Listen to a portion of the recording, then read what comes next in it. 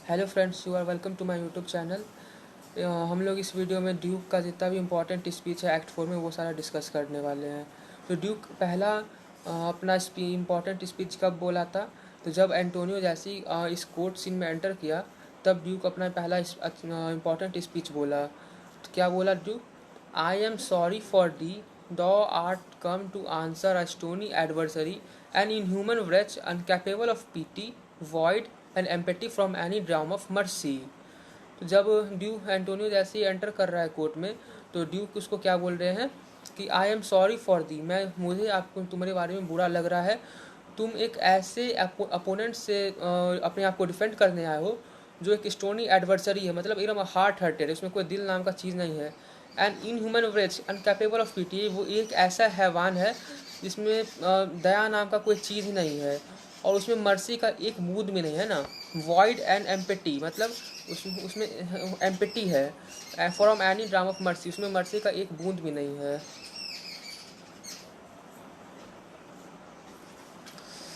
अब ड्यूक अपना second speech कब बोला? जब साइलॉक, तो duke said make room and let him stand before our face. Duke बोलते हैं साइलॉक को, सारे लोग को बोलते हैं कि थोड़ा सा स्पेस दो ताकि साइलॉक हमारे सामने खड़ा हो सके। फिर बोलते हैं Shylock, the world thinks and I think so too that thou but leads the this fashion of thy malice to the last hour of act. तो क्या बोलते हैं साइलॉक, यहाँ पे जितने भी लोग प्रेजेंट हैं वो और मैं भी सोचता हूँ कि तुम जो अपना ये फैशन ऑफ मैलिस मतलब क्रुएल्टी है, तुम इस एक्ट के पूरे इस केस के लास्ट आवर तक दिखाओगे, ठीक ना। सिर्फ लास्ट आवर तक ही जो अपना क्रुएल्टी सिर्फ तुम इस पूरे केस के लास्ट आवर तक दिखाओगे। And then this is thought thou will show thy mercy and remorse more strange than is thy strange apparent cruelty.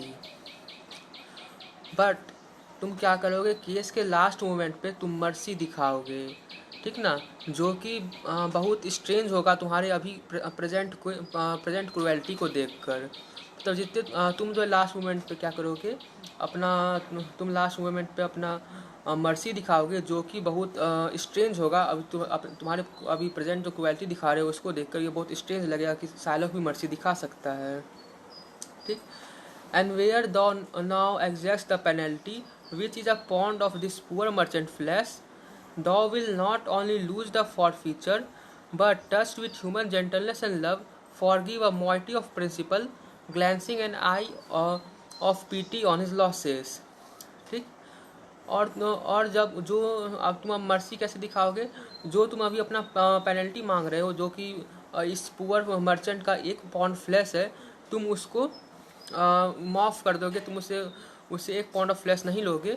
और सिर्फ इतना ही नहीं, तुम्हारे अंदर जो इंसानियत है और ह्यूमन लव जो है, उसके कारण तुम क्या, और उसके कारण क्या करोगे, उसके लॉस को देखकर, जो भी उसका लॉस हुआ है उसको देखकर तुम उसका जो प्रिंसिपल है उसका भी कुछ पार्ट माफ़ कर दोगे। मतलब उसका 3,000 अगर डुकेट वो उसका बचा हुआ है, तुम उससे 3,000 नहीं लोगे, उससे कुछ कम ही लोगे, ठीक ना। वही यहाँ लिखा है, but touch with human gentleness and love forgive a motive of the principal, glancing an eye of pity on his losses, ठीक, that have hurdle so on his back. और फिर उसको ड्यूक फिर क्या बोलते हैं, this loss in order to press a royal merchant down and pluck commiseration of his states from brassy bosom and rough-hearted hearts of flint, from the stubborn Turks and Tartars never trained to the office of tender courtesy, and we accept and gentle answer due।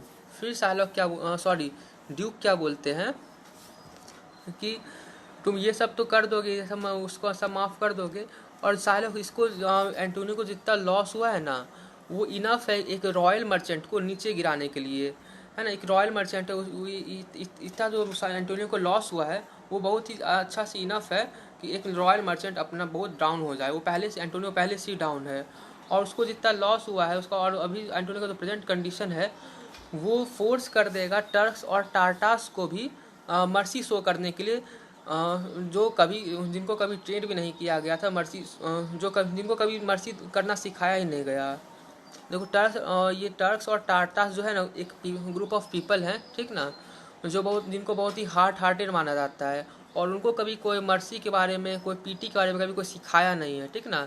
तो Duke क्या बोलते हैं कि Antonio का loss देख के, Antonio का जो भी प्रेजेंट कंडीशन है उसको देखकर टर्क्स और टाटास भी पीटी दिखा देंगे, ठीक। इसीलिए हम लोग तुमसे एक जेंटल आंसर एक्सपेक्ट करते हैं, तो तुम एक जेंटल आंसर दो, एक सॉफ्ट आंसर दो, ठीक। तो ये था ड्यूक का दोनों इस एक्ट 4 में सिर्फ यही दो वो इम्पॉर्टेंट स्पीच था जो इस पूरे एक्ट 4 में है, ठीक। अब हम लोग कुछ क्वेश्चन देख लेते हैं जो इस दोनों स्पीच से अराइज हो सकते हैं।